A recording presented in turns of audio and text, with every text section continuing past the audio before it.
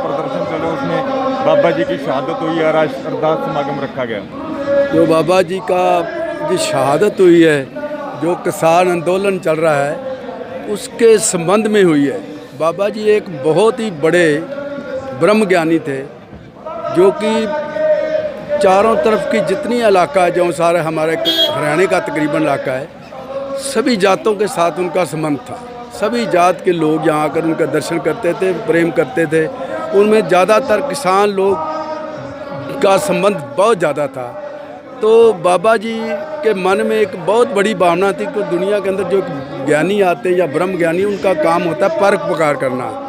तो उसी के तहत, परोपकार के तहत बाबा जी ने अपने मन में एक धारणा बनाने भी, जो जाकर ये यहाँ का जो राजा है, जो राजा मोदी साहब हैं, जो वो सही बात नहीं समझ रहे, तो उसके लिए किसी की कुर्बानी की ज़रूरत है। उन्होंने मन में ये धारणा बना ली थी भी मेरे भाई जो किसान हैं सभी जाकर बॉर्डर पर पड़े हुए हैं, बहुत दुख सह रहे हैं। उनका दुख को उनके अंदर एक ऐसी भावना पैदा कर दी कि उनके अंदर में भाई मैं इनके लिए कोई कुर्बानी करूं, तो ताकि ये जो राजा है, जो मोदी साहब है, उनको कुछ सम्मत आए, ताकि इस जो उनकी मांगे उनको पूरा वो कर दें। तो इसी तहत उन्होंने अपनी एक बहुत बड़ी कुर्बानी, ऐतिहासिक कुर्बानी दी उन्होंने, जो एक दुनिया के इतिहास में, दुनिया में एक बहुत बड़ी कुर्बानी के रूप में लिखी जाएगी। तो उस कुर्बानी को आज नतमस्तक करने के लिए सारा हरियाणा, चाहे कोई भी किसी भी धर्म का, किसी पार्टी का कोई भी है, सभी लोग यहाँ पर पहुँचे हुए हैं। सभी यहाँ आकर उनको नतमस्तक कर रहे हैं, क्योंकि बाबा जी एक किसी कौम के, किसी जात के, किसी फिरके के नहीं थे।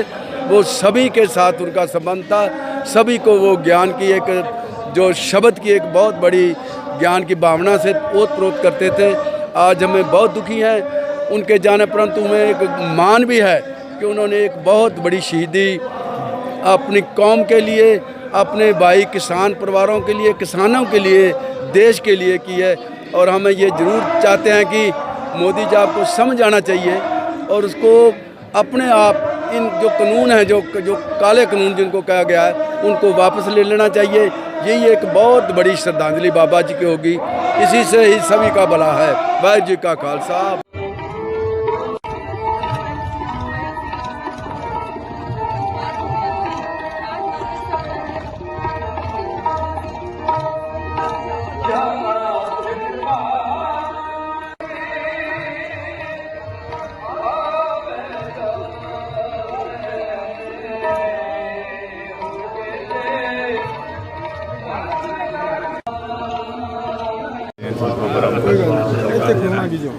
जिस ढंग से संत बाबा राम सिंह जी ने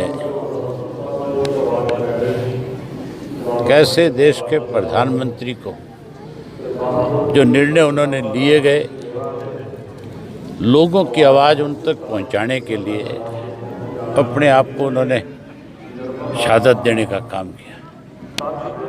और उनकी जो शहादत थी, जिस सोच के तहत उन्होंने ये कदम उठाया,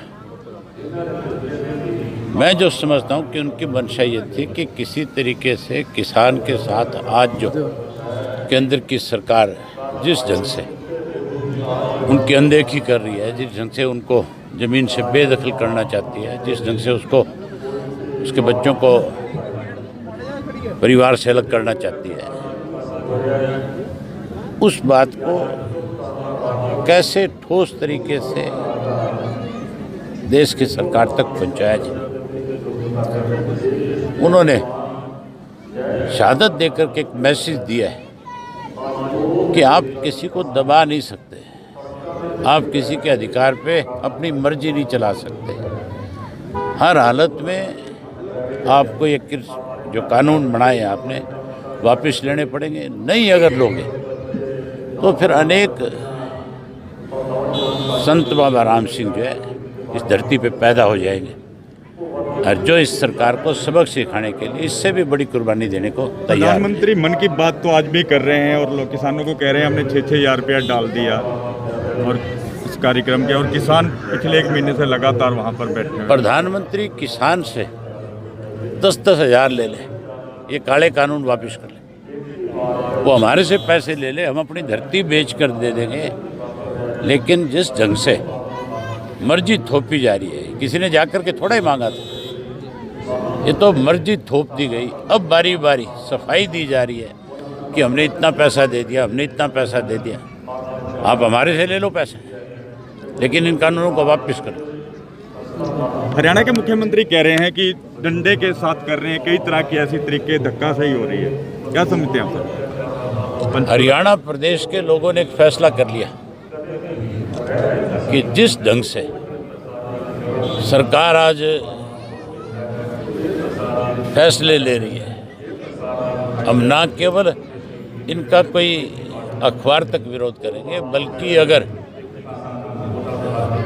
इसका विरोध करने के लिए इनकी गाड़ियों को रोकना पड़े, इनको गांव में ना घुसने दें, उस तरह के फैसले भी लोग रोजाना ले रहे हैं। और आने वाला ऐसा समय होगा कि सत्ता में बैठा हुआ कोई भी व्यक्ति सड़क के रास्ते से कहीं जा नहीं सके। 2% जो पंचायत को लगाने की कही है बिजली को, उसको कैसे समझते हैं आप? ये भी किसान की जेब पे डाका है। ये जो 2% लगाया गया है, ये भी किसान पे लगाया, किसी और पे नहीं। कैसे किसान को कमज़ोर करे, इस काम में सरकार लगी हुई है। आज हम आए हैं बाबा राम सिंह जी के अंतिम अरदास पर अपने श्रद्धांजलि अर्पित करने के लिए। वैसे हम पहले दिन भी आए थे। उन्होंने अपने प्राणों की कुर्बानी दी है एक कॉज के लिए, एक उद्देश्य के लिए। उनसे दुख देखा नहीं गया, क्योंकि संत महात्माओं की आत्मा बहुत ही निर्मल होती है, सहन नहीं किया गया। लेकिन जो मकसद उस समय था वो आज भी बरकरार है कि किसानों का दुख, मजदूरों का दुख, जो ये 3 काले कानून बनाए हैं केंद्र सरकार ने, उसके खिलाफ किसानों का दर्द जो है और किसान सड़कों पर बैठे हैं, ये सरकार अंधी और बहरी हो चुकी है। आज भी आपने देखा कि प्रधानमंत्री जी ने ऐसा कुछ नहीं दिखाया कि वो पीछे हटे, किसानों की बात को माने। ये एक राजहट है, जिद है, अहंकार है, और ये अहंकार देश को चलाने में कभी भी सार्थक नहीं हो सकता है। जनता की आवाज़ को और दर्द को अगर शासक नहीं पहचानेगा तो ये एक लोकतंत्र है। उचित समय पर लोग भी इसको देखते हैं। लेकिन मैं तो कहती हूँ कि कोई भी कायदा कानून जो भी लागू होता है, वो करने से पहले जो लोग हैं उनकी राय लेनी चाहिए। कभी आपने पहले इसका जिक्र नहीं किया, कहीं ये बात आई नहीं, और आपने एकदम कोरोना के समय में ये 3 काले पहले अध्यादेश लाए और फिर कानून बना दिए।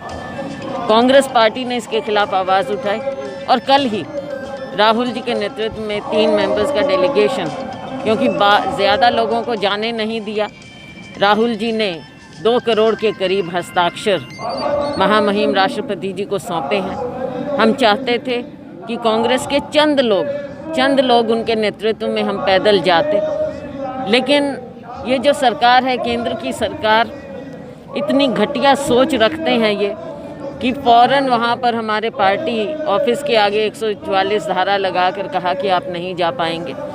हम सभी लोग वहाँ थे, हमारा शीर्ष नेतृत्व था, प्रियंका जी खुद थी वहाँ पर। कुछ देर हम बैठे, लेकिन फिर उन्होंने सबको अरेस्ट करके थाने ले गए, डिटेन करके फिर छोड़ दिया। लेकिन बात यह है कि लोकतंत्र में इस तरह का अगर कोई अपनी आवाज़ ही नहीं उठा सकता, हम अपने राजनीतिक ढंग से, शांतिपूर्वक ढंग से बात उठाते हैं, हमें रोका गया। किसान शांतिपूर्वक ढंग से इतने दिनों से, हफ्तों से, महीने से ऊपर हो गया, वो बैठे हैं, उनकी आवाज़ सुन नहीं रहे। जगह जगह ये ड्रामे रचे जा रहे हैं, जिस तरह से आज किया गया, लोगों का रोष का भी उनको सामना करना पड़ा। मैडम, एक चीज़ बात सामने एक और आई है कि वहाँ पर कोई युवा जाने लगे हैं, मोदी मोदी के नारे लगाने लगे हैं। आज किसानों ने यहाँ पर कहा, किसान नेता थे जो। जी, किसी ने कहा, मुझे मालूम नहीं है इसके बारे में, लेकिन ऐसा कुछ नहीं होना चाहिए जो प्रोवोक करें और किसी तरह की वहाँ पर अशांति फैलाने की कुछ शरारती तत्व वहाँ पर हो सकता है, कुछ लोग भेजें, तो ऐसी चीज़ें नहीं होनी चाहिए। जो शांति से आंदोलन चल रहा है वो शांति से चलता रहे, लेकिन हम यही उम्मीद करते हैं कि साल ख़त्म होने से पहले ये सरकार को सद्बुद्धि आए और वो अपने ये तीनों काले कानून वापस हरियाणा के ले लें। मुख्यमंत्री भी कहीं ना कहीं कह रहे हैं कि धक्काशाही हो रही है इसी को लेकर का, जो 3 कानूनों को लेकर जो लगातार प्रोटेस्ट हो रहा है, विरोध हो रहा है। पंचकुला में विरोध करना तो ये एक लोकतंत्र में लोगों का अधिकार है, और शांतिपूर्वक अधिकार, अगर कोई शांतिपूर्वक विरोध करता है तो उसमें क्या हर्ज है। कहीं वायलेंस नहीं हुई, वायलेंस अगर कहीं हुई, हिंसा कहीं हुई है तो वो सरकार की ओर से हुई है। आप याद कर लीजिए कैसे लाठियां बरसाई गई, कैसे अश्रु गैस, धक्का सरकार, हिंसा सरकार फैलाने की कोशिश कर रही है। किसान तो आप देख सकते हैं कि इतना लंबा आंदोलन, इतनी संख्या में, लाखों की संख्या में किसान बैठे हों और बिल्कुल आराम से शांति से अपनी बात उठा रहे हो, कहीं एक भी हादसा नहीं हुआ है। हादसा बल्कि ये हुआ है कि किसानों की जान गई है, 40 से ज़्यादा किसानों की जान गई है, एक संत महात्मा की जान गई है, लेकिन सरकार की आंखें नहीं खुल रही। चलो नहीं